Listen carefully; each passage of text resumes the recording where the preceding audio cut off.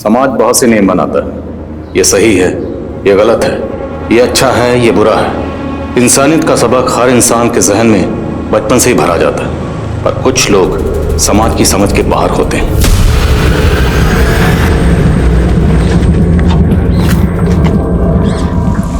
Ma'am, tyre puncture हो गया। यहाँ तो आसपास मैकेनिक भी नहीं मिलेगा रतन।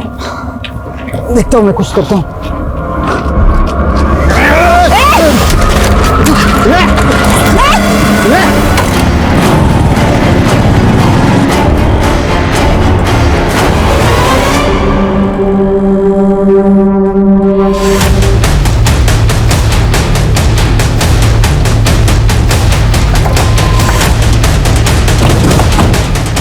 पवन, तुम छत पे जाओ, पाड़े दरवाजे पर रहो।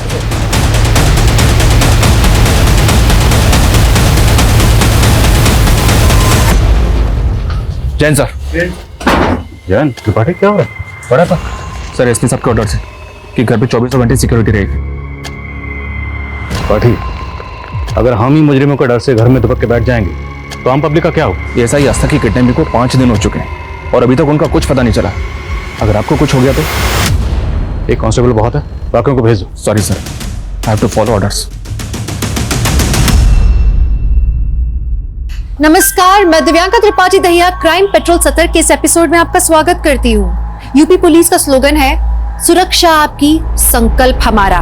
लेकिन यहाँ तो पुलिस को ही सुरक्षा मुहैया कराने का माहौल बन गया था। सोचिए कैसा खौफ का माहौल होगा ये, जहाँ पुलिस तक महफूज नहीं थी।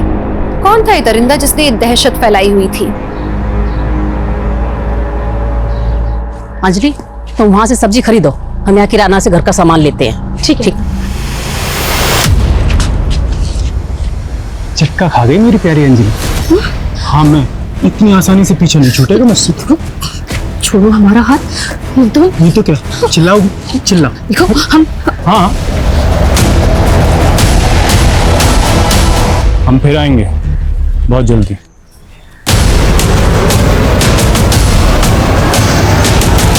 बताना कौन था वो? बोलती काहे नहीं? वहां तो बड़ा हाथ पे हाथ पकड़े खड़ी थी उसका। मम्मी, हमने हाथ नहीं पकड़ा था, वो प्रदीप था, हमारा पहला पति। पति? हमरी तो किस्मत ही फूट गई। एक तो उम्र से बड़ी औरत से अपने बेटे की शादी करा दी, ऊपर से पति भी आता उनका। अब समझ में आ रहा है माँ कि रोज मंदिर किस भगवान के दर्शन के लिए जाती थी। नहीं विजय, ऐसा नहीं है। हमने खुद उसे इतने सालों बाद देखा। अरे हम खुद चौंके थे उसे चौंक गए देखकर। थे या पुराने आशिक को देख के पुराने दिन याद आ गए? विजय, बहुत हो गया।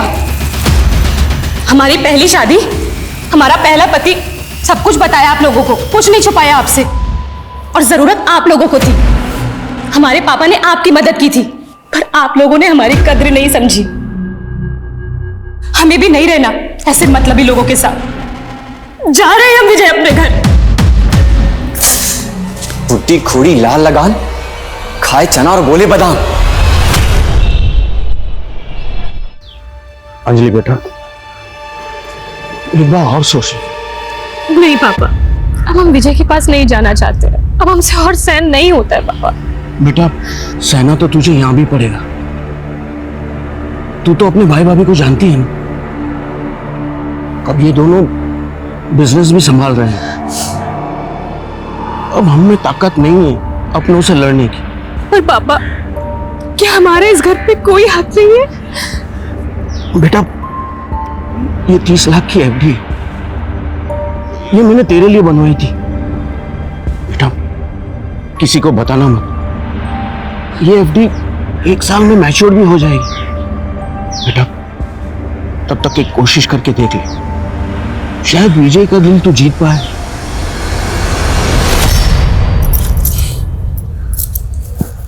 वाह अंजलि जी, आप तो बेशर्मी की बुलंदियां छू रही है। नहीं, आते ही अपने पुराने पतिदेव से मिलने निकल पड़ी। विजय, हम मंदिर जा रहे हैं। हमें मंदिर जाके थोड़ा सुकून मिलता है। और अगर आपको हमारे ऊपर शक है तो आप भी चलिए ना हमारे साथ। अरे नहीं, तुम्हारा रंगरलिया देखने का कोई शौक नहीं है हमें, और मंदिर जाने की कोई जरूरत नहीं है। मंदिर जाने में क्या दिक्कत है विजय? तो मंदिर नहीं जाओगी? हम जा रहे हैं ना प्रभु से तुम्हारे लिए सद्बुद्धि मांगने। चलो विजय बेटा, हमको मंदिर छोड़ देना, तुम वहां से ऑफिस निकल जाना। जी माँ। लेकिन विजय, हम रोज मंदिर जाते हैं। रोज मंदिर जाती थी पर आज नहीं जाना। लेकिन क्यों? बोला ना, ना मतलब ना।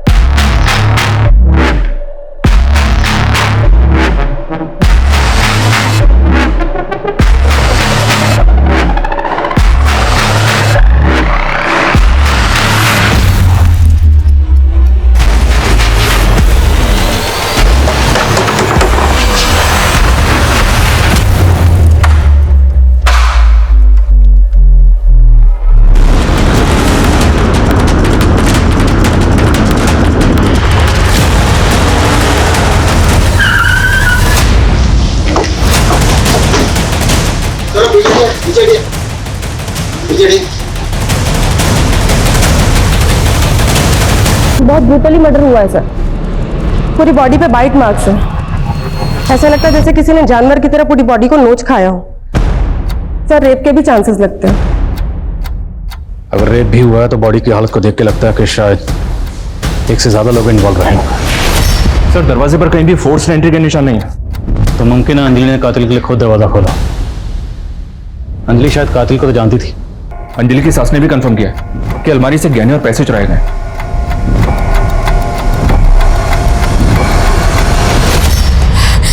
साहब हम मंदिर गए थे, अंजलि बेटा घर में अकेली थी।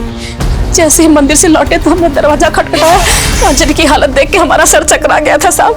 हमने फौरन अपने बेटे विजय को बुलाया साहब। आप लोगों में से किसी ने घर के अंदर आते जाते किसी को देखा था? नहीं साहब, हमारे घर का दरवाजा तो बाहर से किसी ने बंद कर दिया था। सर हमारा भी। तो आप लोग बाहर कैसे आए? हमारे घर का दरवाजा तो विजय ने खोला। हाँ साहब।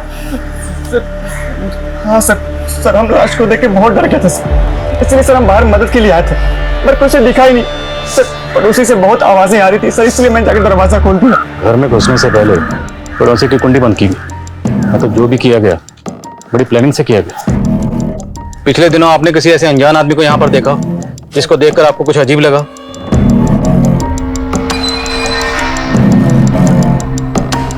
सर पड़ोसियों के घर को बाहर से लॉक करना, इतनी आसानी से घर के अंदर घुसना, उसके बाद लूट, फिर रेप और मर्डर। ऐसा लग रहा है कि शायद मेन मोटिव लूट का नहीं बल्कि दुश्मनी का था। अगर कातिल का मकसद दुश्मनी निकालना था तो सवाल यह है कि दुश्मनी किससे निकालेगी? अंजलि से या अंजलि को मारकर उसके परिवार से? सर आसपास कोई सीसीटीवी नहीं है। पूरा घर छान मारा पर कोई मर्डर वेपन नहीं है। कौन लोग थे, कहाँ से आए, कहाँ गए, किसी ने नहीं देखा। अंजलि और विजय का बैकग्राउंड खंगालो और बॉडी को पोस्टमार्टम के लिए भिजवाओ। Okay sir.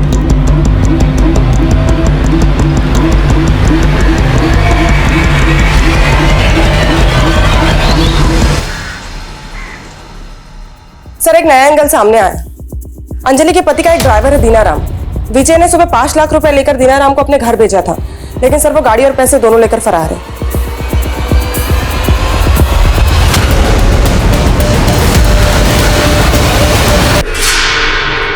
ये तुम्हारा काम है ना? बच्चे से क्यों करवा रही हो?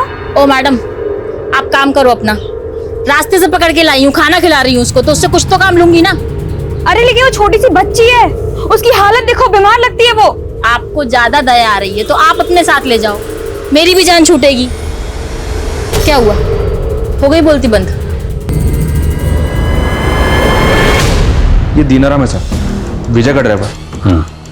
तो ये कौन है? ये दुलारी है, अंजलि के घर में काम करती थी। कल शाम को सब्जी लेने बाजार गई थी, उसके बाद से घर लौटी नहीं। तो क्या इस कांड के पीछे इन दोनों का हाथ हो सकता है? पूरे चांसेस हैं सर। ये दीनाराम जिस घर में रहता था उसके मकान मालिक से बात की मैंने। उसने बताया कि दीनाराम ने 2 दिन पहले घर छोड़ दिया था। मतलब सब कुछ वेल प्लान तरीके से किया गया। और एक बात मुझे अभी भी खटक रही है, अगर अंजलि के घर में घुसकर मकसद लूट करना, रेप करना, उसका मर्डर करना भी था, तो इतनी ब्रुटैलिटी से मर्डर अंजलि का कातिल इतनी बेरहमी से क्यों किया गया? उसकी क्या वजह हो सकती है? हमारी गलती थी। अंजलि तो वापस जाना नहीं चाहती, हमने ही उसे वापस भेजा। काश हम उसे मना कर देते। विजय ने ही मारा है मेरी बेटी को। देखिए, हम पूछताछ कर रहे हैं, जो भी गुनहगार होंगे उन्हें सजा जरूर मिलेगी। अंजलि की किस्मत ही खराब थी। उसका पहला पति भी बहुत ही कमीना निकला और दूसरा पहला पति प्रदीप बहुत ही कमीना आदमी है वो। चक्का खा गई मेरी प्यारी अंजलि। प्रदीप बहुत ही मारता था मेरी बेटी को, बड़ी मुश्किल से उससे छुटकारा दिलवाया था। लेकिन ये विजय उससे भी बड़ा कमीना निकला, बहुत ही गिरा हुआ था सर। तो विजय और अंजलि की शादी कैसे हुई? I mean, अंजलि पहले से शादीशुदा थी और विजय से उम्र में भी काफी बड़ी थी। विजय हमारे साथ बिजनेस करता था और उसे हमें 8 लाख रुपया देने थे, तो इसी सिलसिले में वो हमारे घर पर आता था और अंजलि को देखता था और उसे अंजलि पसंद आ गई। उसने शादी की बात छेड़ी और हमने हाँ कर दी। लेकिन साहब, हमने उसे अंजलि की पहली शादी के बारे में सब कुछ बता दिया था और वो मान गया था। उसकी अच्छाई को देखकर हमने वो 8 लाख रुपए भी माफ कर दिए थे साहब। लेकिन साहब, इतना सब कुछ करने के बाद भी उसने मेरी बेटी के साथ। आओ, तुम यहाँ आराम से बैठो, मैं पानी लेकर आती हूँ। ठीक? अरे नीचे क्यों बैठ रही हो? ऊपर आराम से बैठो।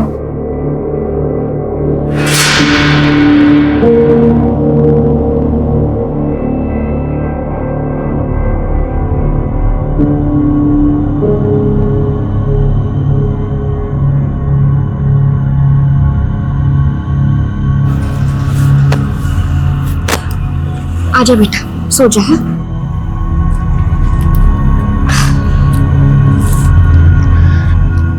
माँ, ये बहुत चुभ रहा है। कोई बात नहीं बेटा, यहाँ आजा मेरे पास। हाँ, गोदी में लेट जाते। हाँ, पानी।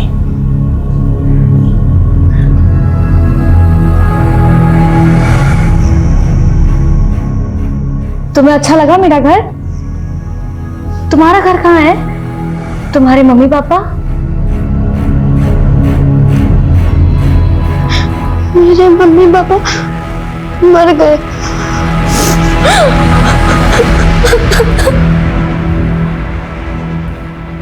भिजवा दो। सर, अंजलि की पोस्टमार्टम रिपोर्ट जितना सोचा था उससे कहीं ज्यादा पेनफुल डेथ थी उसकी। पूरी फैमिली की डिटेल्स निकलो। और दीनाराम के साथ जो मेट थी, क्या नाम है? दुलारी। पता करो इस वक्त उन्होंने कहा।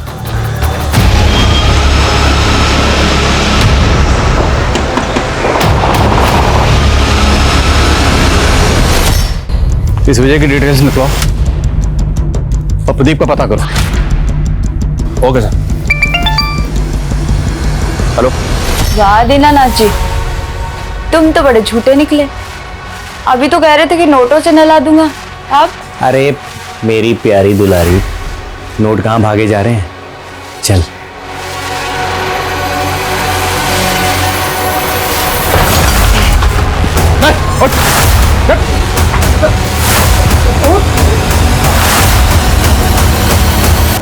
चेक कर। सर।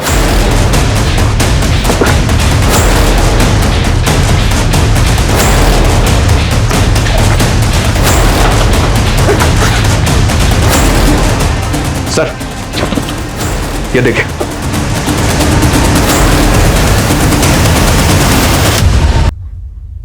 कितनी बार कहा है ना, ये सब काम तुम्हारे लिए नहीं है। पर घर पर भी मैं मेरी माँ की मदद करती थी और आप भी तो मेरी। रुक क्यों गई? तुम मेरे लिए मेरी बेटी जैसी ही हो। माँ की याद आती है? तुम मुझे बताओ कि तुम्हारी माँ कैसी थी? चल, किराया निकाल। साहब, आज तो मेरे पास पैसे नहीं है। मैं अगले हफ्ते खुद आके आपको सारे पैसे लौटा देती हूँ। हाँ, अगले हफ्ते नहीं, मेरे को कल पैसे चाहिए। कल तक पैसे मिल जाने चाहिए, नहीं तो कुछ नहीं, कुछ नहीं बेटा, शांत शांत हो जा बेटा, तेरी माँ है ना। छोटी सी उम्र में कितना कुछ देख लिया तुमने, लेकिन अब तो फिक्र मत कर, मैं हूं ना, मैं तेरा ख्याल रखूंगी, बिल्कुल तेरी माँ जैसा। माँ,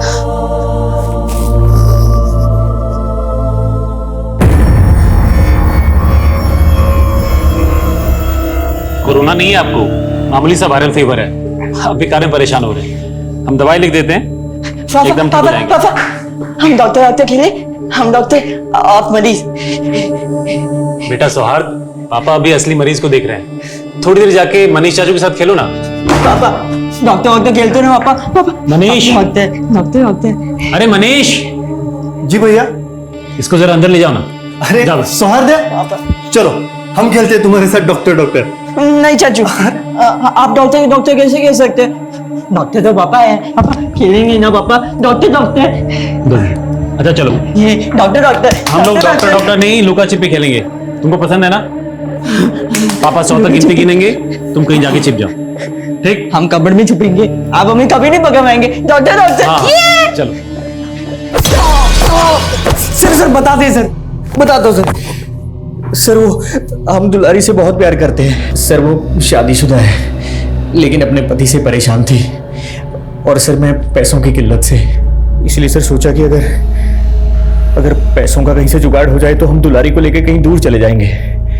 इसलिए जब विजय बाबू ने हमें 5 लाख रुपए दिए तो हमें लगा कि यही सही मौका है। ऐसा मत बोलिए साहब, हम तो दिनाराम से प्यार करते हैं, इसलिए उसके साथ चले आए। हमने किसी को नहीं मारा, और दिनाराम ने भी किसी को नहीं मारा होगा। ये दिनाराम ये तो कबूल कर रहा है कि उसके घर से जो कैश रिकवर हुआ वो वही कैश है जो विजय ने उसे दिया था, लेकिन इस बात से साफ मना कर रहा है कि अंजलि के कत्ल और रेप से उसका कोई ताल्लुक है। दुलारी भी यही करिए सर, लेकिन अगर इन दोनों ने कुछ नहीं किया तो फिर किसने किया? अंजलि के घर से 50,000 कैश और तकरीबन 8 लाख की ज्वेलरी चोरी हुई थी, तो जिसने भी कांड किया है कैश तो उड़ा दिया होगा, और गहने वो अभी तक संभाल के रखे होंगे। मामला ठंडा होने का इंतजार रहा होगा, लेकिन गहने बेचे जरूर जाएंगे। शहर के जितने भी ज्वेलर्स हैं सब जगह अपने आदमी तैनात करो। Okay sir. सुहाद्या, सुहाद्या, सुहाद्या, कहाँ है बेटा? सुहाद्या, अरे ये लड़का कहाँ चला गया? जयंती भाभी, मैंने सुहाद्या को हर जगह देखा पर वो कहीं नहीं दिख रहा है। क्या? सुहाद्या, सुहाद्या, सुहाद्या, सुहाद्या। अरे क्या हुआ, इतना शोर क्यों मचा रहे हो तुम लोग? अरे सुहाद्या कहीं मिल नहीं रहा, पता नहीं कहाँ छुप गया। अभी 1-2 घंटे पहले तो मेरे साथ वो लुका छिपी। हम कबड में आके छिपेंगे, आप हमें कभी नहीं पकड़ पाएंगे। कबोर्ड।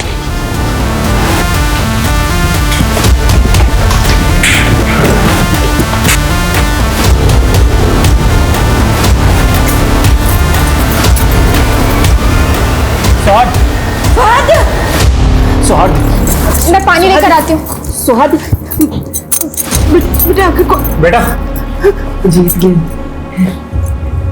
पापा, जीत गया।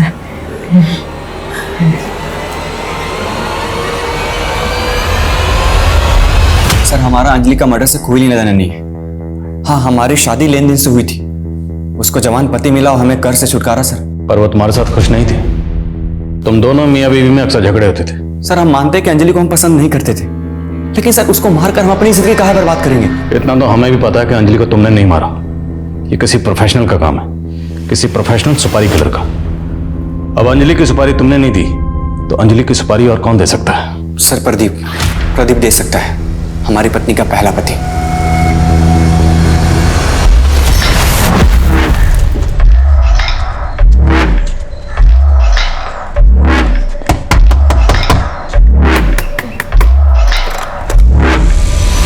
जी दीदी, 2 दिन से बच्चे भूखे हैं, बहुत भूख लगी है दीदी, खाने को कुछ मिलेगा?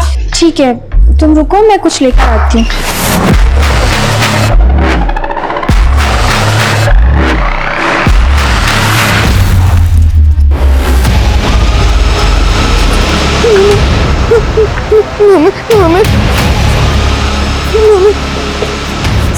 सोहाग, ये चोट कैसे लगी बेटा? चोट में ये खून कैसे लगा? बोलो बेटा।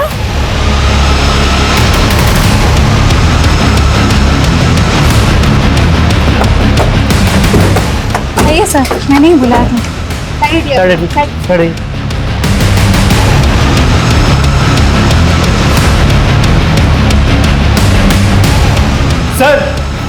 सर यहाँ पे।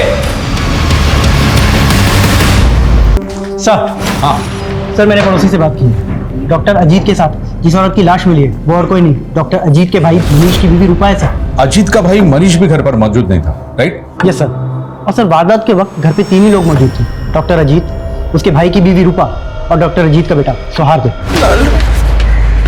बेटा सौहार्द, तुम्हें पता है तुम्हारे पिताजी को किसने मारा? घर पे कोई आया था क्या? अंकल। हाँ बता बेटा, कौन आया था? भूख लगी अंकल, कुछ खाना। आज खाना खाने के बाद ना 2 से 10 तक की पहाड़ी याद करेंगे। जी माँ। तुम्हारे उम्र के बच्चों को सब कुछ आता है, लेकिन तुम भी जल्दी सीख जाओगी, ठीक है?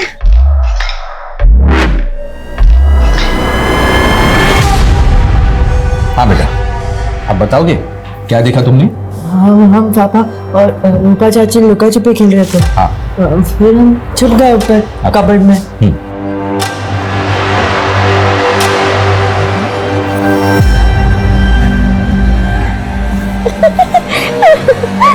पापा, आप और रूपा चाची क्या खेल रहे हो? हम तो लुका छुपी खेल रहे थे ना। हम लुका छुपी खेल रहे थे बेटा, तुमने हमें ढूंढ लिया। अब तुम जाके छिपो, हम तुम्हें ढूंढेंगे। फिर हम वापस वही कबर्ड में आके छुप गए। तो थोड़ी देर बाद आवाज आई। सर ये सौहार्द ऑटिस्टिक चाइल्ड है, क्या हम इसकी बातों पर यकीन कर सकते हैं? बिल्कुल कर सकते हैं शर्मा, क्योंकि सौहार्द आम आदमियों की तरह सच में झूठ नहीं मिला सकता। उसने वही कहा जो उसने देखा, अनजाने में। शायद उसको पता नहीं कि उसने कितनी भयानक वारदात देखी। और सर अगर सौहार्द की माने तो डॉक्टर अजीत, उसके भाई की बीवी रूपा, दोनों के बीच में अफेयर चल रहा था सर। सर ये भी तो हो सकता है कि जिसने रूपा और अजीत का मर्डर किया वो और कोई नहीं बल्कि मनीष। उसे रूपा और अपने भाई के अफेयर के बारे में पता चल गया हो और उसने।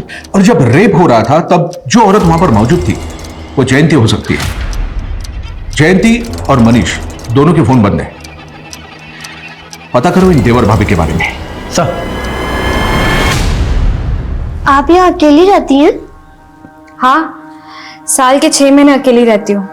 मेरे पति मोहित मर्चेंट नेवी में है, तो 3-4 महीने में एक ही बार आते हैं। लो तुम्हारे बाल बन गए।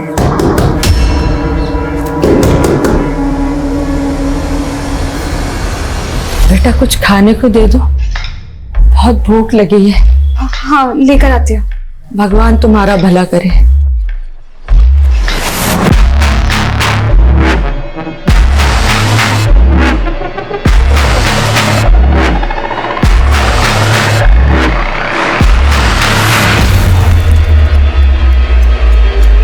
ले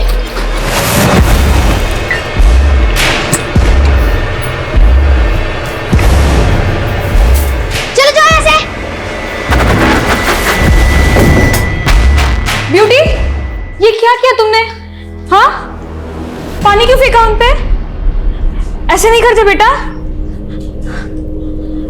उनको भूख लगी थी ना, अब ये खाना उनको देना और उनसे सॉरी कहना। सॉरी। भगवान आपकी बेटी का भला करे। खुश रहो बेटा, खुश रहो। तुम्हारी बीवी और तुम्हारे भाई के बीच अफेयर चल रहा, ये बात पता थी ना तुमको? क्या बकवास कर रहे हैं सर आप? ये सब झूठ है। रूपा और अजीत भैया के बीच एक पवित्र रिश्ता था, जैसे तुम्हारा और तुम्हारे भाभी के बीच में। बताओ कहाँ है तुम्हारे क्राइम पार्टनर, तुम्हारी भाभी जयंती? बताओ। ना हमने कोई क्राइम किया है ना जयंती भाभी ने, वो तो अपने मायके गई हुई है। हाँ सर, हम अपने मायके गए हुए थे। आपके देवर मनीष का कहना है कि आपके पति और आपकी देवरानी रूपा के बीच कोई गलत संबंध नहीं थे। झूठ बोल रहे हैं सर, मनीष भाई साहब को सब पता था। दरअसल रूपा और अजीत के रिश्ते को उन्होंने ही बढ़ावा दिया था। क्या?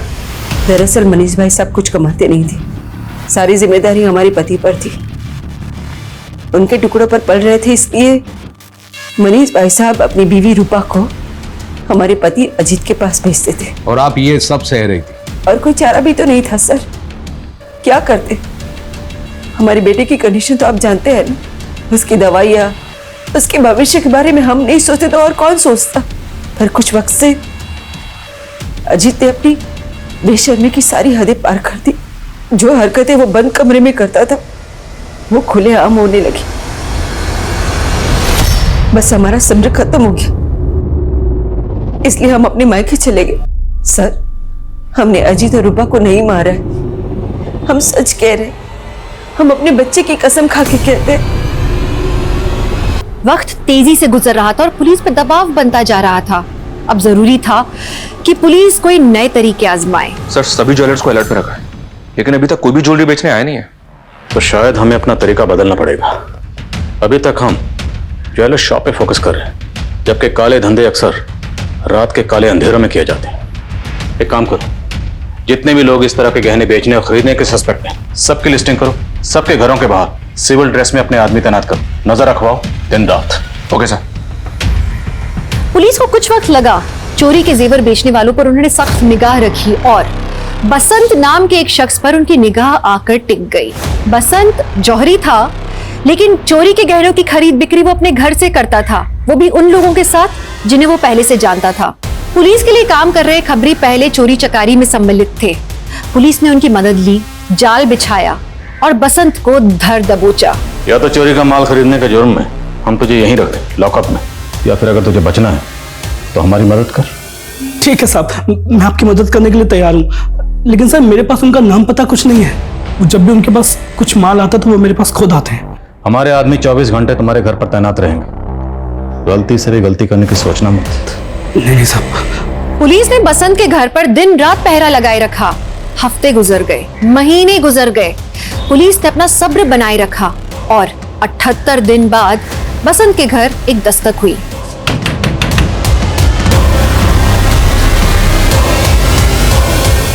बसंत भाई से मिलना। अरे कौन है साहब? कौन है? विशाल, चेक करो थाला।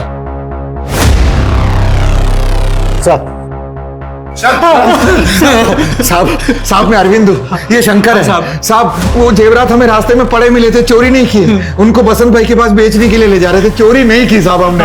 आपको लगता है कि इस उम्र में हम चोरी चकारी करेंगे? हम मामूली से इंसान है साहब, एक टोकरी चाकरी करने वाले। वो गहने नीचे पड़े दिखे ना तो लालच आ गया साहब और चले गए बसंत भाई के पास। तुम लोग नौकरी पेशे वाले मामूली लोग हो ना, तो चोरी चकारी का माल खरीदने वाले बसंत को कैसे जानते हो? वो क्या? जब तक सच ना बोले मरम्मत चालू रखो। चोरी नहीं की साहब, तो और कौन कौन शामिल है तुम्हारे ग्रोह में? बोल दो, छोड़ दूंगा। साहब डर लग रही है साहब, मर जाऊं मैं साहब। चोरी नहीं। तुम तो बहुत अच्छा मसाज करती हो, कहाँ से सीखा? मासी से। मासी की वजह से मैं जिंदा हूँ।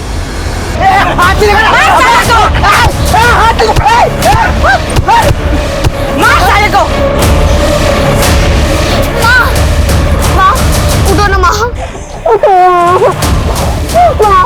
बेटा रो मत, आज से मैं तेरी मौसी, तेरी माँ से भी बढ़कर। मासी ने बचा लिया मुझे। मासी बिल्कुल आपके जैसे है, अच्छी अच्छी बातें सिखाती है, सपने दिखाती है। फिर कहाँ गई तुम्हारी मौसी? तुम फिर से अकेली कैसे हो गई?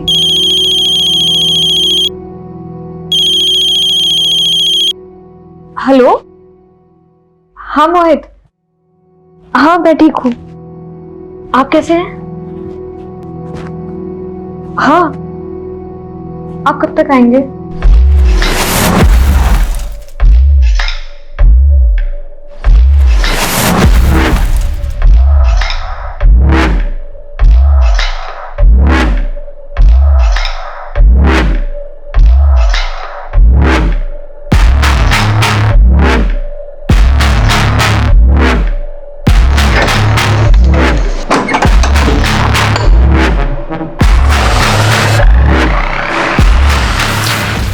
लाइट चली गई मोहित।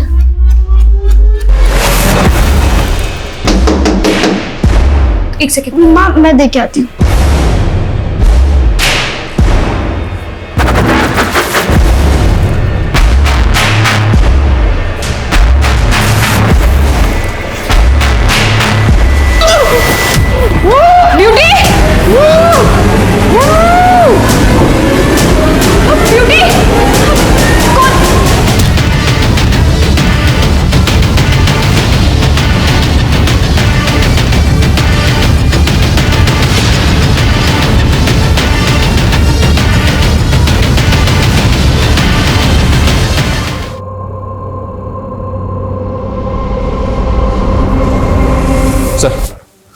पड़ोसी कह रहे हैं कि पिछले कुछ दिनों से 10-11 साल की एक बच्ची नैना जी के साथ रह रही थी, लेकिन अब वो गायब है। सर बहुत ब्रूटली मर्डर किया गया है।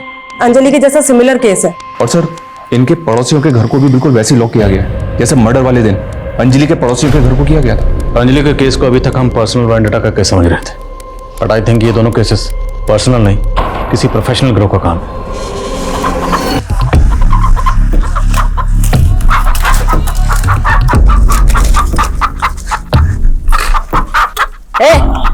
जा बलि लेकर आ और प्रसाद लेकर आ। कृष्णा आजा।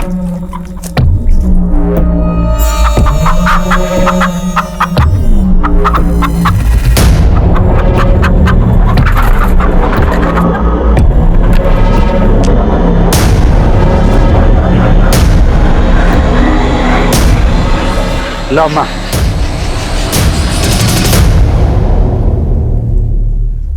कावेरी, मैं क्या बोलता है, अभी जल्दी से जल्दी इधर से अपने को निकालना पड़ेगा, नहीं तो पुलिस आ जाएगी। इस बार हम पुलिस के पीछे जाएंगे और वो भागेंगे हमसे।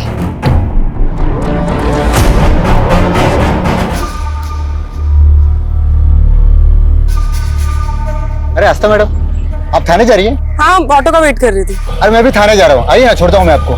Thank you. बैठिए।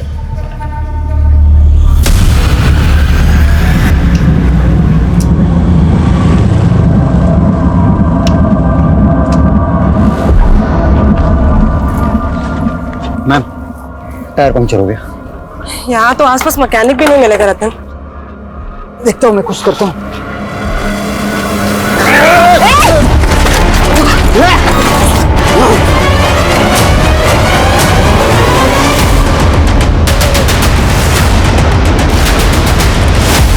हटो एक सेकंड।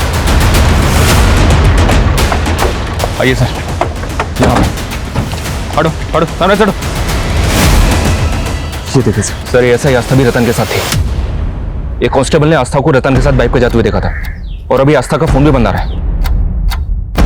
सारी पेट्रोलियम टीम को अलर्ट भेजो और खबरों से क्या पता लगा कि आस्था कहाँ है। Okay sir.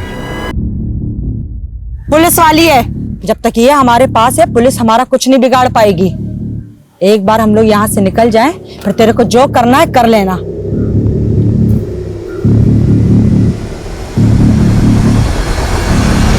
सर हमारी खबरों से भी पता नहीं चल रहा है कि ऐसा ही आस्था इस वक्त कहां पर है और किस हालत में है। और ये अरविंद और शंकर, इन दोनों को 24 घंटे से भूखा रखा है। इनकी पिटाई भी किया सर, लेकिन दोनों अब भी एक ही बात बोल रहे हैं कि वो निर्दोष हैं। त्रिपाठी, मैं ये कुछ पुराने केसेस देख रहा था। इसमें साउथ का एक गैंग है पांडुपाल्या, जो लोगों के घर में घुसकर रेप करता है, मर्डर करता है और चोरी चकारी करता है। इस गैंग के बारे में मैंने भी सुना है। ये साउथ के कोई आदिवासी या बंजारी लोग हैं, लेकिन सर ये लोग अभी तक नॉर्थ इंडिया में एक्टिव नहीं हुए। हाँ, बट इनकी जो मोडस ऑपरेंडी है वो सेम है जैसे हमारे यहाँ हो रहा है। ये जिस भी मोहल्ले में घुसते हैं, सबसे पहले मोहल्ले में घुसकर पड़ोसियों के घर की कुंडी बाहर से बंद कर देते हैं, फिर दरवाज़ा नॉक करते हैं और दरवाज़ा खुलते ही जो भी शख्स सबसे पहले इनके सामने आता है उसके सर पर डंडे से वार करते हैं। ये विक्टिम का गला धीरे धीरे काटते हैं और विक्टिम के चीखने की, कराहने की आवाज़ सुनते हैं। और ये लोग पूर्णिमा को शुभ मानते हैं। और ये पूरी लूटपाट करने के बाद लूटपाट का जो माल है उसे बेचने के लिए गिरोह के यंग लोग नहीं बल्कि बुजुर्ग लोग जाते हैं ताकि किसी को अरविंद और शंकर की रिमांड कब खत्म होगी? 10 दिन बाद सर। और पूर्णिमा कब? 4 दिन बाद। अरविंद और शंकर से कहो कि 10 दिन से पहले हम उन्हें छोड़ने वाले नहीं हैं। Okay sir. त्रिपाठी सर।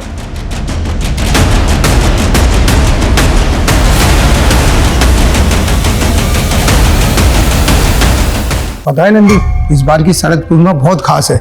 ऐसी पूर्णिमा 365 साल में एक बार आती है, जब पृथ्वी चंद्रमा के बहुत करीब होता है।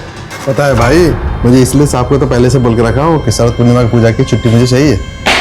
शाबाश सर, छुट्टी बुलाता है पूजा की। सब शरद पूर्णिमा की छुट्टी चाहिए सर। सब लोग शरद पूर्णिमा पे छुट्टी मांगेंगे तो थाने में कौन बैठेगा? साहब एक मिनट आइए ना। साहब बात सुनिए साहब। क्या हुआ? क्यों साहब सब चिल्ला रहे हो? हाँ? हम लोगों को कब छोड़ेंगे? 6-7 दिन लगेंगे साहब बहुत देर हो जाएगी साहब, 1-2 दिन में छोड़ दीजिए ना। अभी इनको जो बोला सुना नहीं तुमने? कम से कम 6-7 दिन लगेंगे, समझ में आया? साहब हम आपकी मदद करने को तैयार हैं,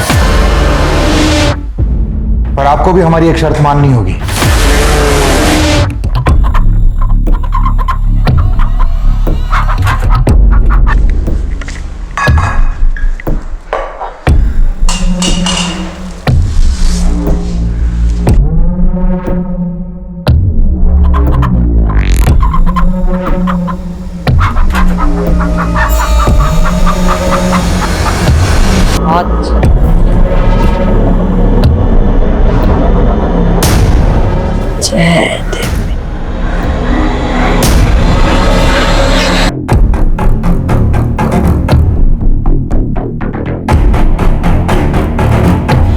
शुक्रिया साहब। पूर्णिमा के दिन मुर्गा न खाया ऐसा आज तक कभी नहीं हुआ।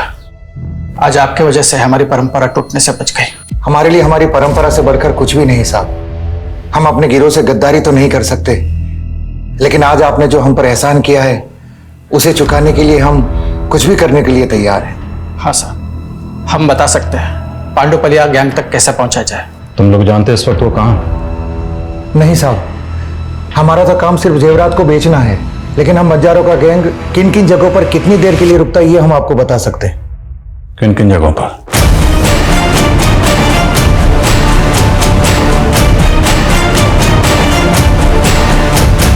सर, ये ऐसा ही आस्था को पांडुपालिया गैंग ने किडनैप किया है। उनका एक धमकी भरा लेटर भी मिला है। उस लेटर में लिखा है कि उनका अगला टारगेट आप है।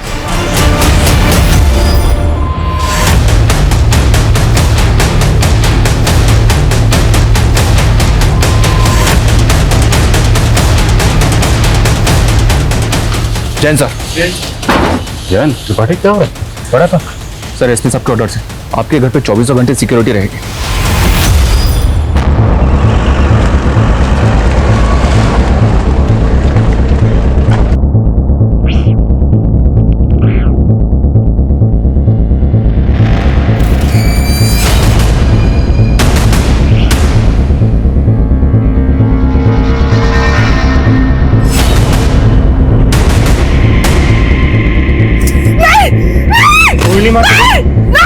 खून से नहाऊंगा मैं।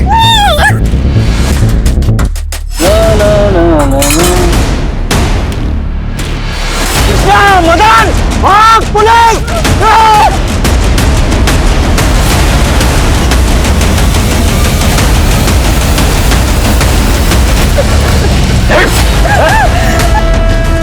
बच गए आप। अगला नंबर आपका ही था। ये पूर्णिमा आपके लिए भी शुभ रही। तेरी पूरी जिंदगी जेल की काली अमावस में कटेगी। लेके जा। आएंगे हम, आशीर्वाद से बाहर आएंगे। अगले कुछ महीनों में पुलिस ने पांडुपालिया गैंग के कई सदस्यों को गिरफ्तार किया, जिसमें 10 साल के बच्चों से लेकर 70 साल के बुजुर्ग तक शामिल थे। ये गैंग एक मोडस ऑपरेंडी पर काम करता था। औरत और बच्चे जगह जगह पर घूमकर ऐसे घरों का पता लगाते थे जहां सदस्य कम हो या जहां बुजुर्ग रहते हो या औरत अकेली रहती हो। ये इनके इजी टारगेट होते थे। पूछताछ में गिरोह के एक सदस्य ने बताया कि आमतौर पर वो उन घरों को निशाना बनाते थे जो मोहल्ले के आखिरी में हो या जो नदी और मैदानों के पास हो, जहां से भागने में आसानी हो। मैं इस बात को अच्छी तरह से समझती हूँ कि हमारे समाज का एक बहुत बड़ा तबका है जिसके साथ सालों से नहीं दशकों से अन्याय हुआ है और उन्हें अपनी जिंदगी को बेहतर बनाने का मौका कभी मिला ही नहीं। लेकिन इसका मतलब ये कतई नहीं कि कोई जुर्म का रास्ता इख्तियार कर ले। रात के भीषण अंधेरे में एक भयानक अपराध को अंजाम दिया गया था। एक लड़की को मारकर बड़ी ही निर्ममता से उसकी लाश एक वीराने जंगल में लटका दी गई थी। लेकिन सबसे ज्यादा रोंगटे खड़े करने वाला वो अपराधी था जिसने बड़े चाव के साथ बेसुध होकर इस अपराध को अंजाम दिया था। कौन था वो आदमी? उसने उस लड़की को क्यों मारा? क्या वो उसका पहला शिकार थी या फिर इस लिस्ट में और भी लड़कियां शामिल थीं? नमस्कार, मैं दिव्यांका त्रिपाठी दहिया स्वागत करती हूँ आपका एक ऐसी अपराध की कहानी में जिसने सबके रोंगटे खड़े कर दिए।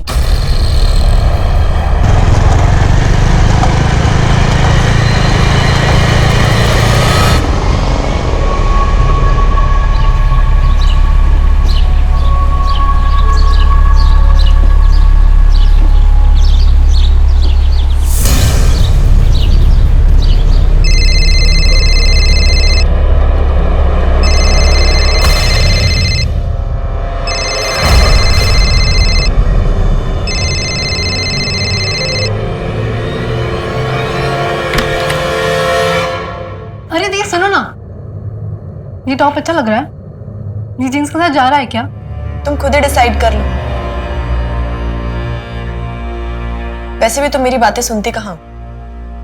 मैं आखिरी बार तुम्हें बोल रही हूँ, ये लड़का तुम्हारे लिए ठीक नहीं है। दी प्लीज, वो बहुत अच्छा लड़का है। Enough Naina, he is good for nothing.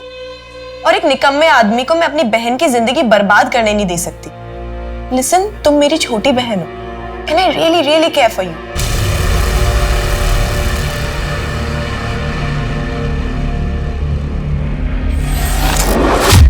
पर अविनाश, कल ही मैंने बोला था ना तुम्हें, ये मीता के केस के पेपर्स कोर्ट में फाइल कर देना। देखो अब और एक दिन डिले हो गया। Sir, Meeta Mehta dowry harassment case file ही नहीं करना चाहती है, वो बाहर सेटलमेंट करने के लिए तैयार है। पर क्यों? इतनी बुरी तरह से मारा था मीता को, ऐसे घटिया लोगों के साथ सेटलमेंट क्यों? हमें एथिक्स में पढ़ाया है, अगर आपके क्लाइंट्स कंफ्यूज्ड हो ना तो आप उनको जाके गाइड कर सकते हो सही डायरेक्शन में। तो मैं एक काम करती हूँ, मीता से कल मैं बात करती हूँ। नहीं नंदिनी, देखो ऑलरेडी हमारे पास बहुत सारे केसेस लाइंड अप, और हम उन लोगों के लिए टाइम नहीं वेस्ट करना चाहते जो खूब लड़ना नहीं चाहते। नंदिनी देखो, तुम अभी तक लॉयर बनी नहीं हो, जस्ट इंटर्नशिप स्टार्ट हुई है तुम्हारी। जिस दिन तुम अपनी किताबी दुनिया से बाहर निकलकर रियल में कोर्ट में केस लड़ोगी ना, तब समझ में आएगा कि अगर विक्टिम केस लड़ना ही नहीं चाहता है तो उसमें कोई भी कुछ नहीं कर सकता है। Right sir? अविनाश बिल्कुल प्रैक्टिकल बात कर रहा है। नंदिनी, ये जो तुम्हारी फिलोसॉफी है, थियरी है, ये जब तुम इस लॉ फॉर्म को टेक ओवर कर लोगी ना, तब अपने साथ लेके चलना। अभी के लिए मेरा डिसीजन फाइनल है। अगर आज भर में मीता नहीं मानी तो we will surely file for the settlement tomorrow, that's it.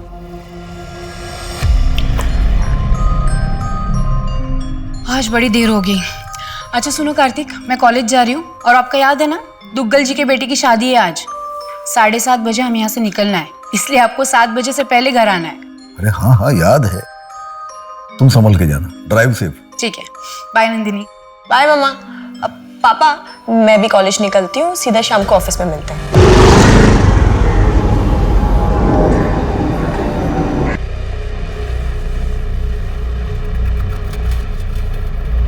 Nandini. जी पापा। चलो 6 बज गया है, मैं निकलता हूँ अभी। 7 बजे घर पहुंचना है, तुम्हारी मम्मी ने बोला है। शादी में जाना याद है ना? और अगर टाइम पे नहीं पहुंचा तो तुम्हारी मम्मी पता है ना क्या करेगी। चलो मैं निकलता हूँ, और तुम भी जल्दी घर जाना। हाँ पापा, मैं ये फाइल्स फिनिश करके। ओके चलो बाय। बाय पापा।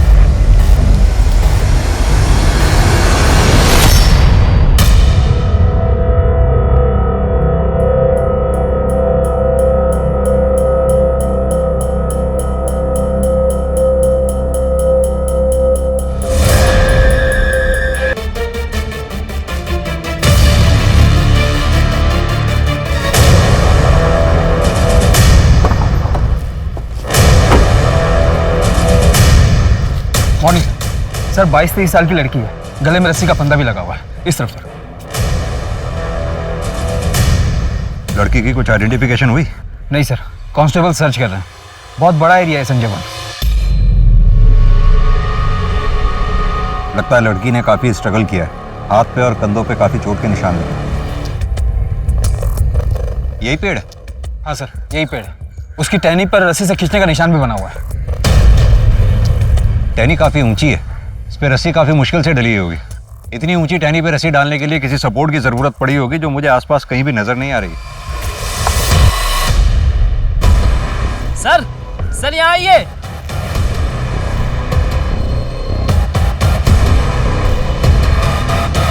तो उस लड़की का ही पर्स लगता है। तरुण कोई तो है जो ये चाहता है इस लड़की की पहचान ना हो सके, तभी उसका सामान जलाने की पूरी कोशिश की गई है। ये पर्स और इसमें का सामान जो भी है लैब में भिजवाओ फॉरेंसिक। इस पर्स को अच्छे से चेक करो सर।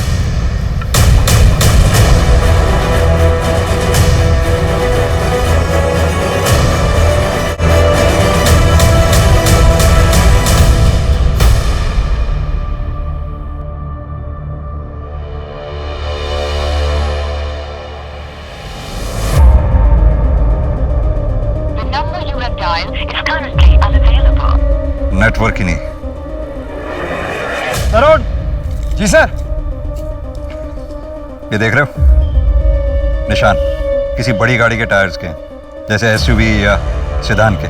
गाड़ी बड़ी रही होगी मुझे लगता है, इसलिए गाड़ी को यहाँ रोकना पड़ा होगा। सर हो सकता है कि यहाँ से खींचकर या उठाकर ले जाया गया होगा। सर बैग के पॉकेट से ये मिला है। ये तो किसी एडवोकेट का कार्ड है, कार्तिक। तरुण पता करो एक किस एडवोकेट का कार्ड है। जी sir.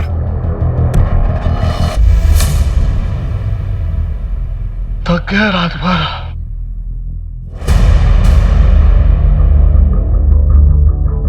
Mister Singh, yes. Actually आज सुबह हमें एक लड़की की डेड बॉडी मिली है, जिसके बैग से हमें ये विजिटिंग कार्ड मिला है। हाँ, ये मेरा ही कार्ड है। ये उस लड़की की फोटोग्राफ है, क्या आप जानते हैं?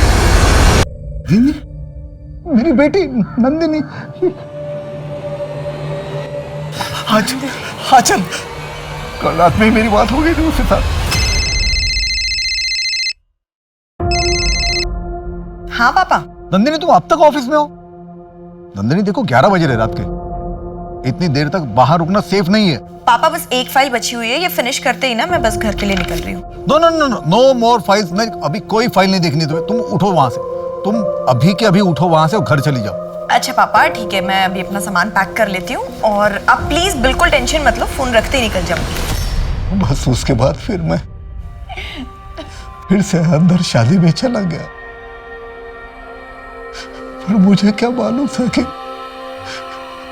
नंदिनी के साथ, मेरी बच्ची के साथ ये आखिरी बात हो रही है।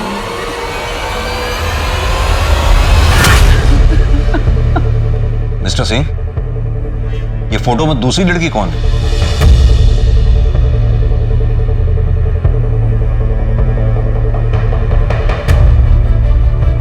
है ना? मेरी छोटी बेटी है वो। नैना, नैना अपने कमरे में नहीं है, नैना नहीं है वहां पर। मैं उसको फोन ट्राई करती हूँ। The number you have called is currently switched off. का फोन बंद आ रहा है। हाँ तो हो सकता है उसके फोन की बैटरी डाउन हो गई हो, इसलिए उसका फोन स्विच ऑफ हो गया हो, या फिर ये भी हो सकता है कि वो अपनी किसी फ्रेंड के यहाँ गई हो। आपके पास होगा ना नंबर उसकी किसी फ्रेंड का? हाँ मेरे पास मोना का नंबर है। हाँ आंटी, मैं नैना की मम्मी बात कर रही हूँ। मेरी प्लीज नैना से बात करवा दो ना, उसका फोन स्विच ऑफ आ रहा है। मगर नैना तो यहाँ नहीं है। लेकिन उसने तो कहा था वो रात को तुम्हारे घर में रहने वाली है, कुछ प्रोजेक्ट का काम था इसलिए। हाँ आंटी, हमारा प्लान तो वही था, मगर उसने प्लान कैंसिल कर दिया।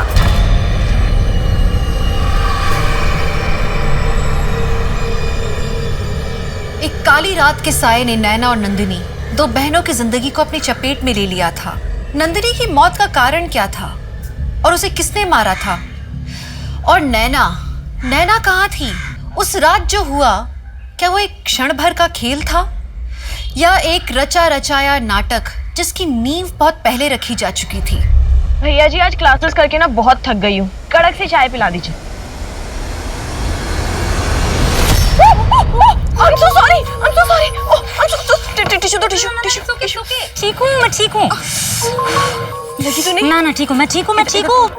I'm very sorry यार, मेरी वजह से ना तुम्हारे हाथ पे गरम चाय गिरी थी। पिछले 10 मिनट में 50 बार सॉरी बोल चुकी हो। वैसे भी गलती मेरी थी। अरे नहीं सुनो, अभी मैं ठीक हूँ, देखो ठीक हूँ, ठीक है? आपका नाम क्या है? ओ हाय, नंदिनी सिंह। और तुम? प्रिया तिवारी। अच्छा, तो यहाँ पे नहीं आई हो क्योंकि इस एरिया में पहले तुम्हें देखा नहीं है मैंने कभी। हाँ एक्चुअली ये करनाल है, उसके पास ही मेरा गांव है और दिल्ली किसी काम से आई हूँ। और आप दिल्ली से हो? मेरे घर यहीं पास में है। अच्छा, तो मतलब आप अकेली रहती हो या? मैं अपनी फैमिली के साथ रहती हूँ, मम्मी पापा मेरी बहन नैना। और तुम? मैं मेरी मम्मी के साथ रहती हूँ, मतलब मैं और मेरी मम्मी। ओह, मेरे पे तरस खाने की जरूरत नहीं है, मैं और मेरी मम्मी ना एक दूसरे के लिए बहुत काफी है।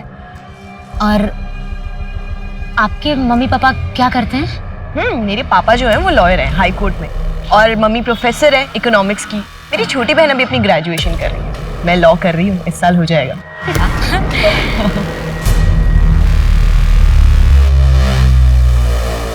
मुझे नंदिनी के कल रात का शेड्यूल चाहिए।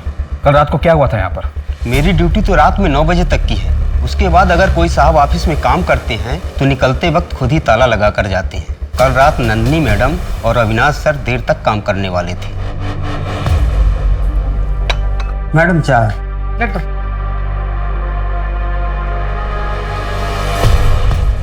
राजेश, एक्चुअली बहुत लेट हो गया, मुझे ना और टाइम लगने वाला है, तो आप एक काम करो, आप अभी निकल जाओ, मैं जाने के टाइम पे ऑफिस लॉक कर दूँ। नंदिनी, कार्तिक और अविनाश के अलावा और कौन कौन लॉयर इस ऑफिस में काम करते हैं? सर उनके अलावा भूषण सर और रचना मैडम, लेकिन वो पिछले 3-4 दिनों से शहर से बाहर हैं। देखो राजेश, इस ऑफिस में क्या चलता है तुमसे बेहतर कोई नहीं जानता, इसलिए सोच कर बोलो, क्या कोई ऐसा है जिससे नंदिनी को कोई प्रॉब्लम हो या उसे कोई मार सकता हो? मुझे ऐसा लगता है कि अविनाश सर नंदिनी मैडम से थोड़ा चिढ़ते जरूर थे। तुम्हें कैसे पता कि वो नंदिनी से चिढ़ता था? 1 महीने पहले अपने ऑफिस में पार्टी थी और सबके जाने के बाद भी अविनाश सर यहीं ऑफिस में रुके थे। राजेश। जी सर। कहाँ जा रहे हैं? आ बैठ मेरे साथ। आ जा। सर आपने बहुत ज्यादा पी ली है, चलिए आपको टैक्सी करा देता हूँ। अरे बाद में करा दियो, आजा बैठ। राजेश, तू जानता है ना आज कार्तिक सर ने बहुत बड़ा केस जीता है, ये पार्टी दी है, लेकिन तुझे ये बात पता है कि अगर ऐन मौके पे मैंने अपनी तिगड़म नहीं रुलाई होती ना तो तेरे कार्तिक सर केस नहीं जीते, लेकिन इस बात का मुझे क्रेडिट मिला। अच्छा तू एक बात बता, कार्तिक सर के बाद उनकी कुर्सी का असली हकदार कौन है?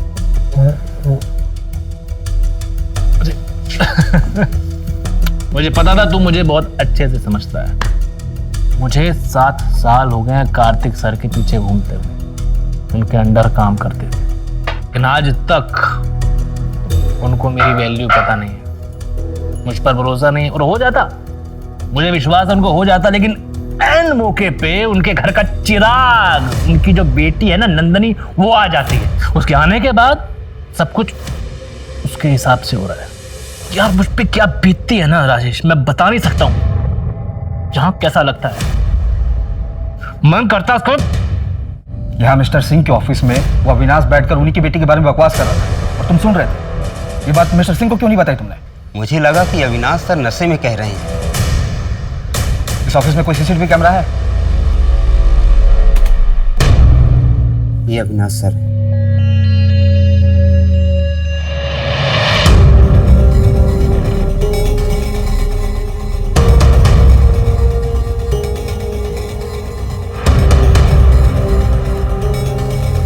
इससे तो यही पता चलता है कि नंदिनी ऑफिस से निकलते वक्त सही सलामत थी।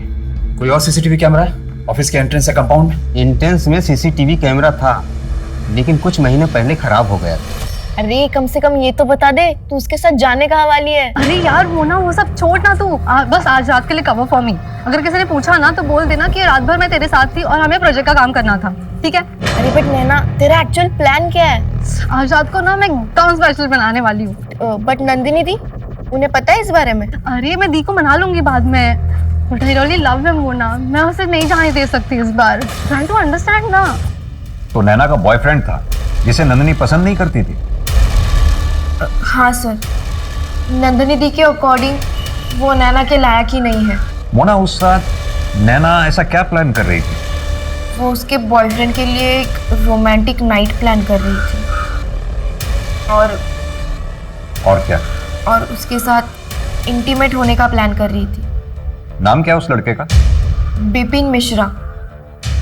एक्चुअली वो पहले नंदिनी दी का क्लासमेट था, लेकिन फेल होता चला गया। आजकल वो कॉलेज के गुंडों के साथ उठता बैठता है। और ये सब जानते हुए भी नैना उसके साथ है? साथ ही होती अगर नंदिनी दी ने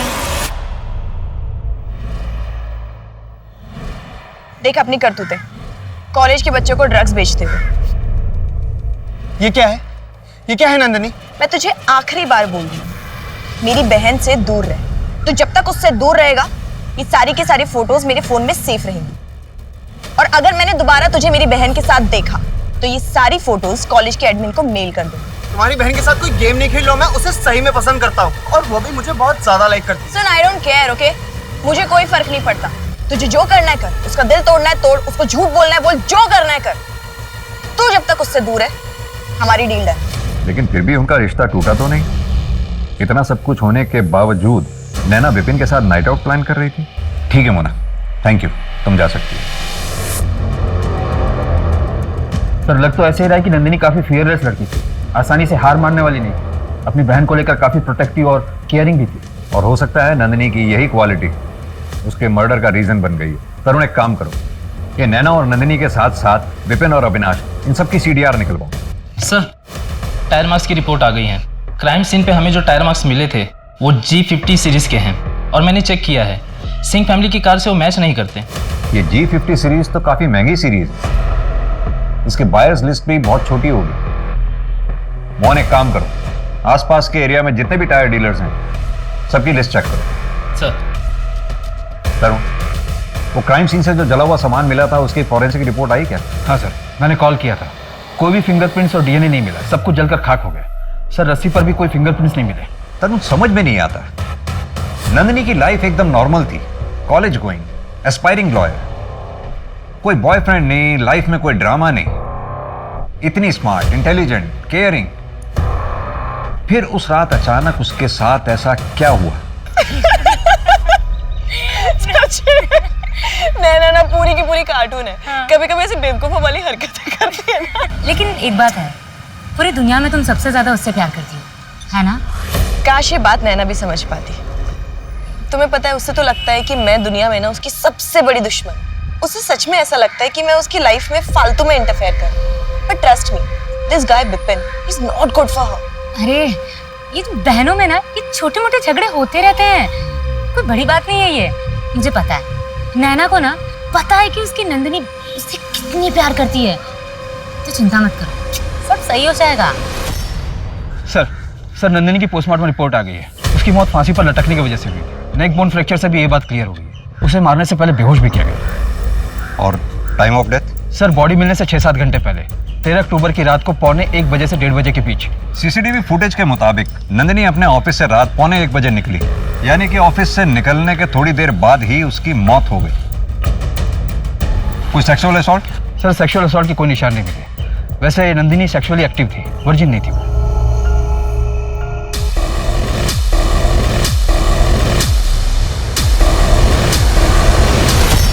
नंदिनी रुको, अरे नहीं होगा तुमसे। मैं कर लूंगी ना बाबा, रुको तुम। देखो तो दो हाथ सीधे जाएगा। गिरा दिया ना आखिर। अरे यार, कभी सुनती हो बात किसी की? मैं कर लेती, तुमने बोल बोल के। देख लिया। चलो चलो कपड़े चेंज करो। कपड़े गीले हो गए। पूरे बाल गीले हो गए। चलो और भर लो पानी। मैं उठा लेती। हाँ, तुमने बात कर करके मेरा कंसंट्रेशन खराब कर दिया। ले बेटा, गरम गरम चाय। Thank you aunty. ले बेटा, बेटा तू दिल्ली में रहती है ना? जी आंटी जी। अपने पापा के साथ? जी। प्रिया के पापा तो हमें 25 साल पहले ही छोड़ के चले गए, जब प्रिया 2 साल की थी। मैं तुम्हें फोटो दिखाऊं उनके? मम्मी वो खाना रखा है ना, जाइए वो पहले लेके आइए। मैं चढ़ा कर भूल गई, सिंगरे की सब्जी चढ़ाई है, मैं लेके आऊँ अभी।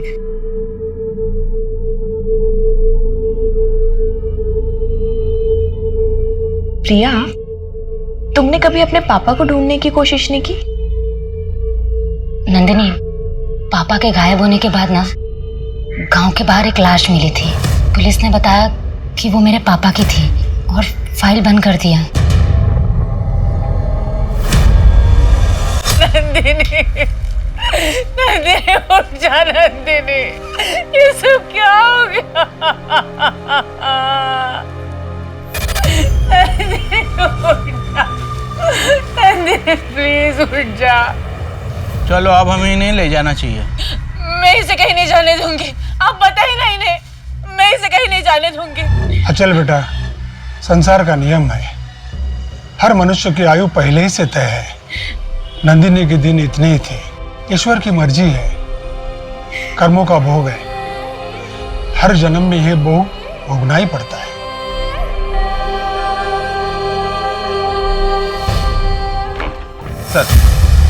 सर नंदिनी, नैना, विपिन और अविनाश के CDR और लास्ट लोकेशन की डिटेल्स आ गई हैं। नंदिनी को लास्ट कॉल रात को 11:15 बजे के करीब आया था। कॉलर का नाम समीर देसाई है, उसके बचपन का दोस्त है, बेस्ट फ्रेंड है, अंतिम संस्कार में भी शामिल हुआ था। सर अविनाश का CDR क्लियर है। मर्डर के बाद उसका फोन का लोकेशन उसका घर ही है, जो कि वसंत कुंज से 1 घंटे की दूरी पर है। और सर नंदिनी, नैना और विपिन के फोन का लास्ट लोकेशन वसंत कुंज एरिया ही है, जहाँ पर नंदिनी के पिता का ऑफिस है। मतलब कि ये तीनों मर्डर वाली रात साथ में थे? सर नंदिनी का फोन रात को 1:02 पर स्विच ऑफ हुआ था और नैना का फोन उससे 3 मिनट पहले 12:59 पर, और विपिन का फोन 2 बजे स्विच ऑफ हुआ था सर। और फिर अगली सुबह हमें नंदिनी की लाश मिली और तब से ये विपिन और नैना दोनों लापता हैं। ये विपिन का घर चेक किया? हाँ सर, वहां कोई नहीं मिला। ड्रग्स के कुछ पैकेट बरामद हुए। तरुण, अपने खबरी नेटवर्क को एक्टिव करो। मुझे नैना और विपिन दोनों जल्द से जल्द चाहिए। हमारे सवालों की असली चाबी ये नैना ही है और ये गुत्थी तभी सुलझेगी जब नैना और विपिन हमारे सामने हो।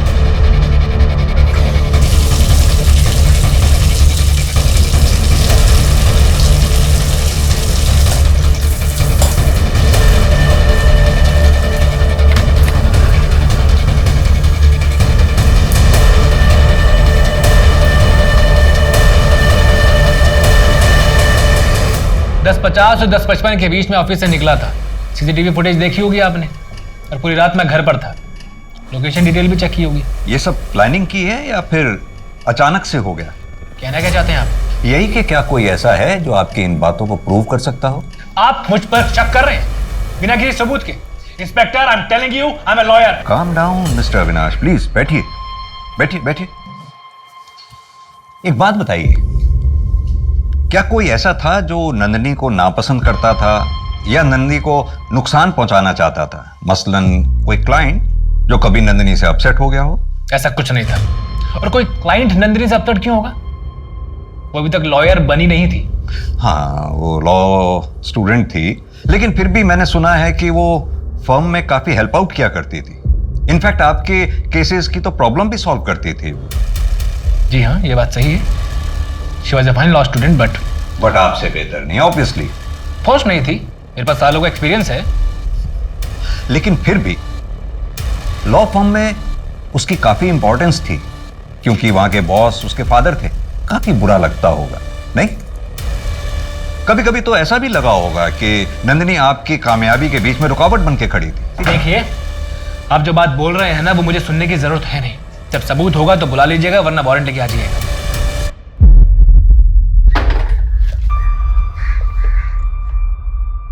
इसे क्या हो गया? कुछ नहीं, अविनाश साहब वकालत खेल रहे थे। इसकी बैकग्राउंड चेक करो। कार्तिक, हमारी नैना कहाँ है? 2 दिन हो गए, उसका कुछ पता नहीं चल रहा है। कहाँ होगी, किस हालात में होगी, कुछ समझ में नहीं आ रहा है। अगर उसे कुछ हो गया ना तो मैं जी नहीं पाऊंगी कार्तिक।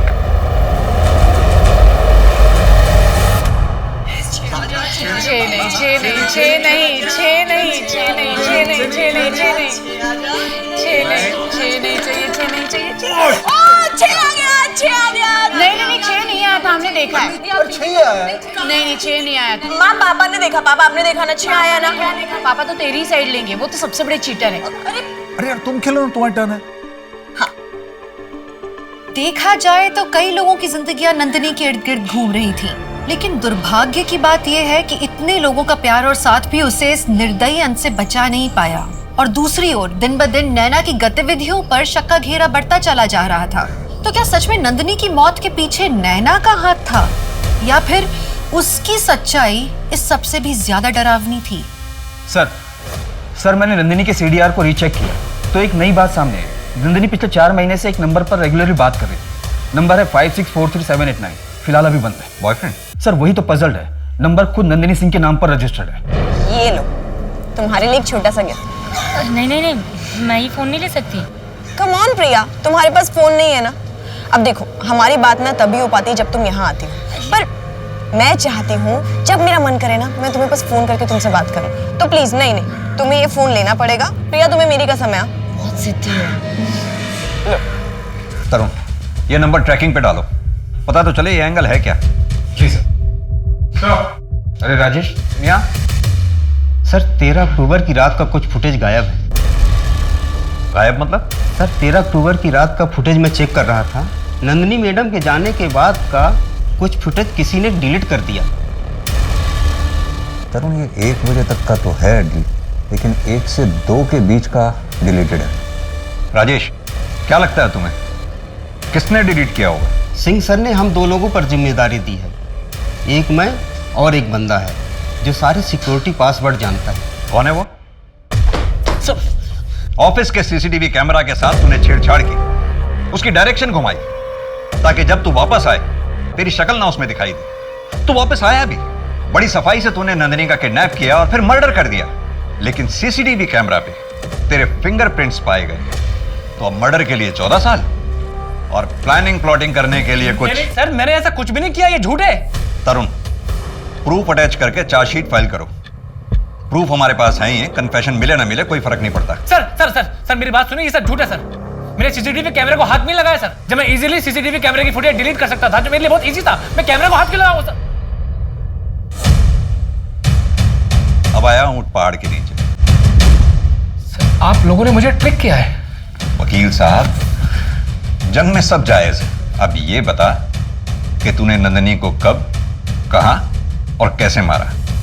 सर मैं आपसे सच कह रहा हूं, मैंने नंदिनी को मारा नहीं है सर। मैं बस उसका काम खराब करना चाहता था, इसलिए जब वो ऑफिस से गई मैं वापस गया था उसकी फाइल में छेड़छाड़ करने के लिए।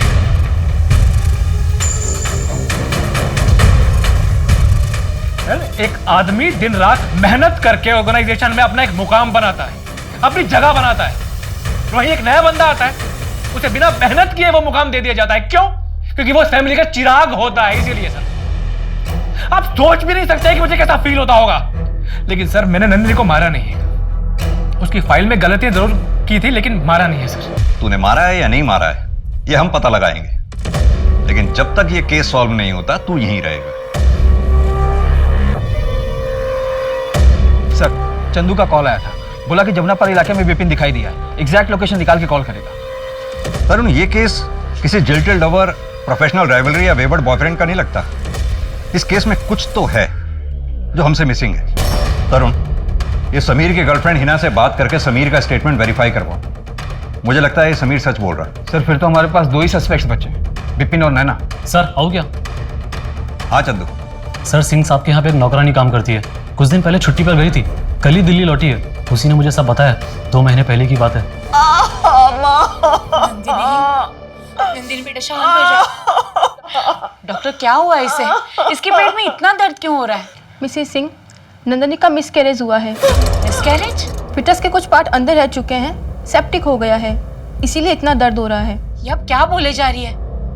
प्रेग्नेंट? मैं किसी के साथ फिजिकल रिलेशन में नहीं हूँ, नहीं कभी नहीं हुआ ऐसा। मैं नहीं, कभी नहीं हुआ सच में। तू शांत हो जा, तू शांत हो जा, हम देखते हैं।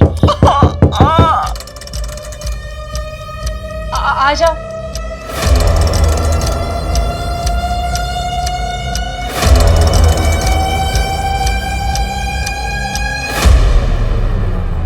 क्या देख रही है? जा। वो मैं क्या बोल रही थी, हमारे मोहल्ले में ना एक डॉक्टर है, ये ऐसे काम ना वो सन्नाटे में निपटा देते हैं। अब मेरी बात मानिए, नंदिनी को हम वही लेकर चलते, किसी को कानो कान खबर तक नहीं चलेगी। इतना पढ़ा लिखा होने के बावजूद मिसेस सिंह नंदिनी को एक शेडी क्लिनिक में लेके गई। हाँ सर, सुनीता भी उन दोनों के साथ गई थी और 2-4 घंटे में सारा काम निपटा लिया और किसी को कुछ पता भी नहीं चला। ये तो हमें पता था कि नंदिनी की जिंदगी में कोई है, एक्चुअली में है कौन? पापा, मैं प्रिया, आपकी और अवंती की बेटी। आपका नंबर बहुत मुश्किल से मिल पाया है। पापा, मेरा मैसेज देखते ही मुझे जवाब दीजिए, मुझे आपसे मिलना है।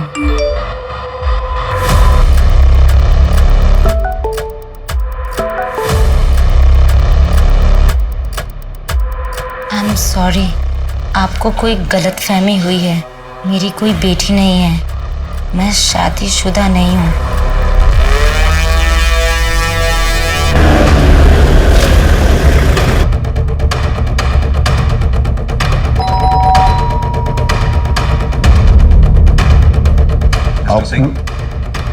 आप लोग यहाँ नैना की कोई खबर मिली क्या?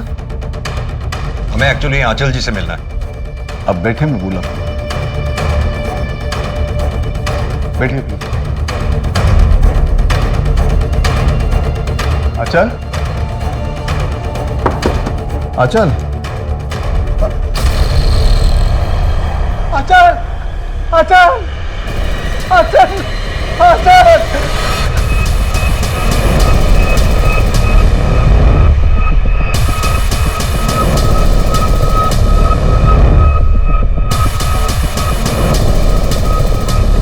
मैं अब और और नहीं जी सकती। I am sorry. तरुण, ये लेटर अपनी कस्टडी में लो।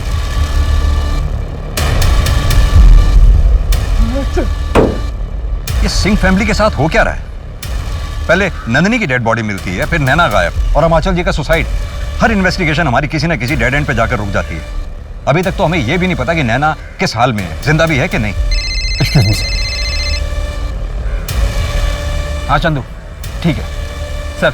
विपिन मिल गया है, जमुना पार्क के एक लॉज में छिपा हुआ है। रूम 2 लोगों के लिए बुकड है। उठा लाओ उसे। जी सर।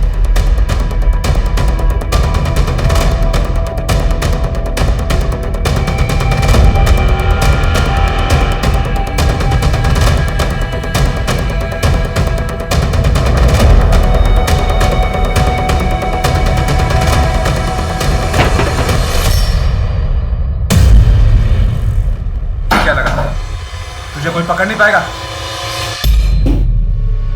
चेक करो, अंदर कोई और है क्या? नहीं सर। नैना कहाँ है? कहाँ है नैना? कहाँ है नैना? सर मुझे नहीं पता नैना कहाँ है सर। नैना जिंदा भी है या उसे भी नंदिनी की तरह मार डाला तूने? सर नंदिनी मार डाला? सर ये आप क्या बोल रहे हो सर? मुझे नहीं पता नैना कहाँ है, और वो मेरे साथ क्यों रहेगी? हमारा तो ब्रेकअप हो चुका है। तो फिर 13 तारीख की रात को 1:45 बजे नैना और नंदी के साथ क्या कर रहा था? सर उस दिन सुबह नैना ने मुझे फोन करके अपने घर बुलाया था। मुझसे कहा था कि कुछ इंपॉर्टेंट काम है, इसीलिए मैं चला गया था। लेकिन जब वो बाहर आई तो रोने लगी।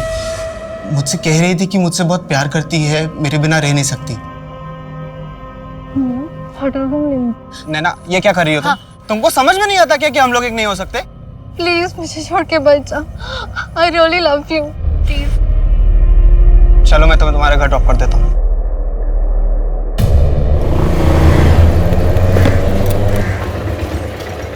नैना, क्या हुआ? क्या हुआ? नंदिनी अपनी बहन को संभालो, इसको समझाओ कि मुझसे दूर रहे। इसकी शक्ल भी नहीं देखना चाहता हूं मैं। जब तूने कुछ किया ही नहीं था तो फिर अपना फोन क्यों स्विच ऑफ कर रखा था तूने? सर क्योंकि मैं जानता था कि नैना मुझे फोन करेगी, और इस बार मुझे थोड़ा स्ट्रांग रहना था। नैना को नंदिनी के पास छोड़ने के बाद मैंने अपना फोन तुरंत ऑफ कर लिया था। और सर जहां तक रही बात लॉज की, तो सर नैना मेरा घर जानती है। मैं नहीं चाहता था कि वो वहां पे आए और वहां पे ड्रामा बढ़े, इसलिए मैं आयुष के साथ थोड़े दिन वहां पे रुका था।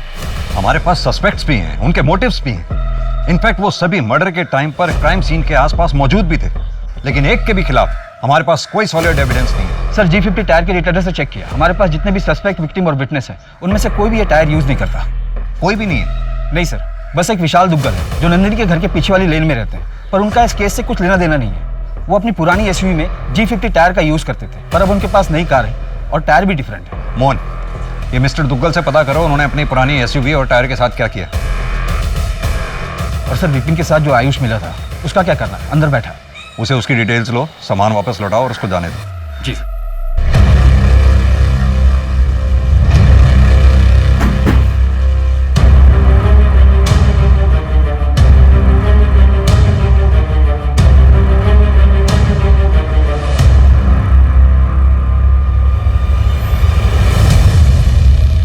मिस्टर दुग्गल, आपकी पुरानी SUV और उसके टायर की इंफॉर्मेशन के बारे में कुछ बात करनी है। आप G50 सीरीज के टायर यूज करते थे? जी हाँ, मैं वो टायर पुरानी SUV में यूज़ करता था, पर अब मैंने उसे स्क्रैप में डाल दिए 2 साल पहले, और अब नई कार खरीद ली है। आर यू श्योर आपने उसे रीसेल नहीं किया था? नहीं सर, मुझे अच्छे से याद है, वो काफ़ी बुरी कंडीशन में थी। पर आप ये सब कुछ क्यों पूछ रहे हैं? एक जनरल इंक्वायरी है एक केस के सिलसिले में। ठीक है, थैंक यू।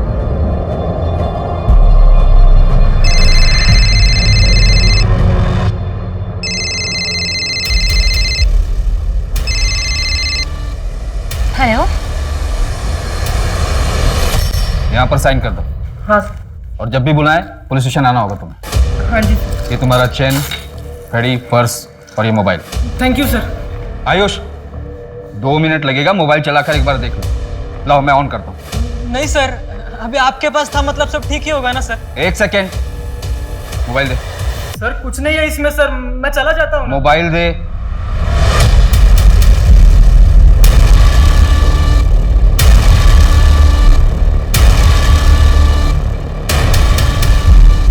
क्या ये हाँ? सर गलती हो गई सर। क्या है मोबाइल में? सर गलती हो गई। गलती हो गई हैं? एक तो उस बेचारी को बेहोश किया, उसका फायदा उठाया, इतने पे भी अपने किए पे शर्म नहीं आई। उसका वीडियो अपने मोबाइल पे ट्रॉफी की तरह लेके घूम रहा था, अपने दोस्तों को दिखाने के लिए। बहुत बड़ी अचीवमेंट थी तेरी ये, ट्रॉफी थी ना। अब सीधी तरह से बता कैसे किया ये सब? बताता हूँ सर, बताता। सर मैं नंदिनी को पसंद करता था, उसने कभी मेरी तरफ देखा भी नहीं। मेरे सब्र का बांध टूट गया सर। एक दिन मुझे पता चल गया कि बिपिन के पास उसके घर की डुप्लीकेट चाबी होगी जो उसे नैना ने दी थी। मैंने उसी चाबी का डुप्लीकेट बना लिया।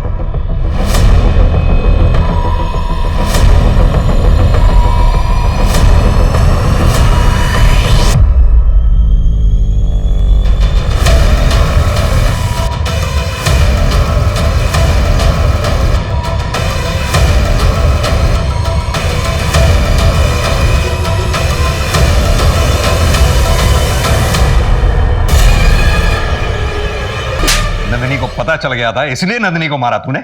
नहीं सर, मैंने नंदिनी को नहीं मारा, मैं तो बिपिन के साथ था सर।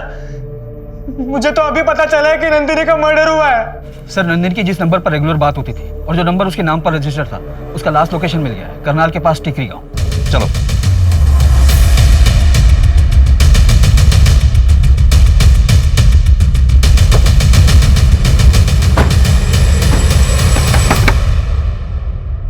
दिल्ली पुलिस। पुलिस? घबराइए मत मैडम, हम बस ये जानना चाहते हैं कि यहाँ घर में आपके अलावा और कौन कौन रहता है? जी मैं अवंती और हमारी बेटी प्रिया। कहाँ है प्रिया इस वक्त? जी उसके पापा आए थे, घुमाने लेके गए।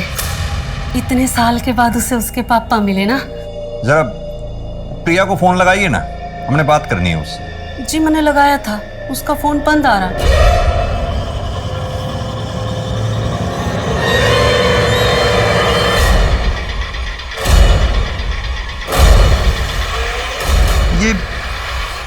ये प्रिया का नंबर मैं कई बार मिला चुका हूँ, बार बार बंद आ रहा है। जी ये नंबर तो ना पता मेरे को, हमारे पास है एक नंबर, मैं लेकर आऊं।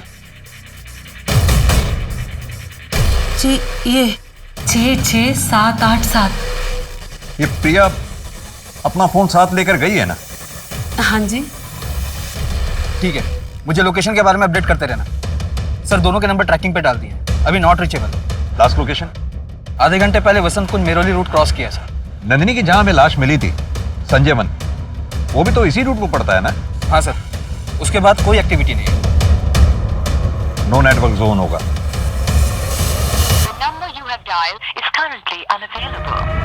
ड्राइवर गाड़ी घुमाओ वापस, जल्दी। मुझे पता है वो लोग कहाँ होंगे।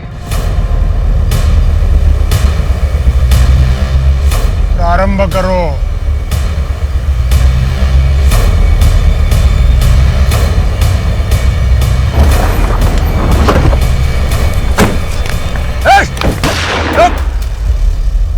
आपने बोला बहुत साल बाद ये यहाँ आए हैं, आप लोग साथ में नहीं रहते? जी महाराज जी ने बोला था ना कि मैं राक्षस गण की हूँ और हमारी प्रजाति डायन की है, और जे हमारे साथ रहेंगे ना तो कभी आगे ना बढ़ पाएंगे। और ये महाराज जी को बहुत माने हैं, इसलिए हमारे को छोड़ के चले गए। और ये अचानक इतने सालों बाद आज यहाँ आए? हाँ जी, और हमारे से माफी भी मांगी। अवंती मुझे माफ कर दो।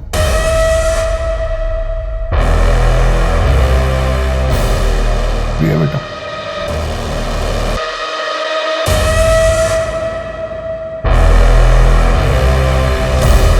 प्रिया बेटा मेरे साथ घूमने चलोगे? सोच कर रही है जाना, पप्पू आए थे।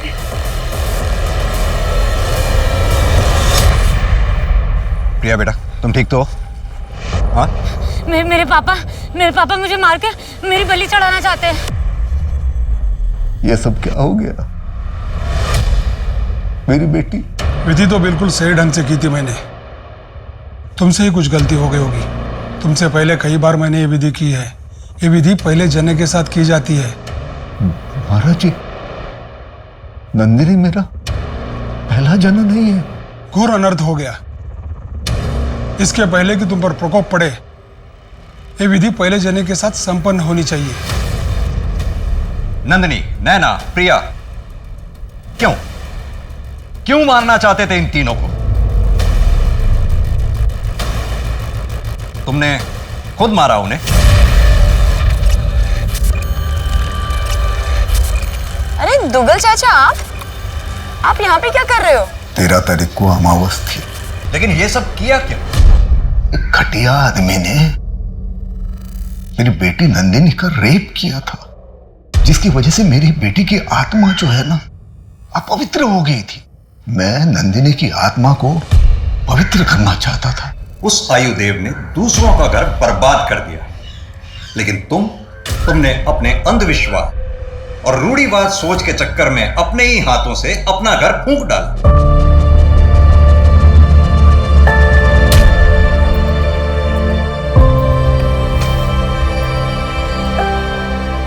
अंधविश्वास की बेसुध दुनिया सच में बहुत भयंकर है।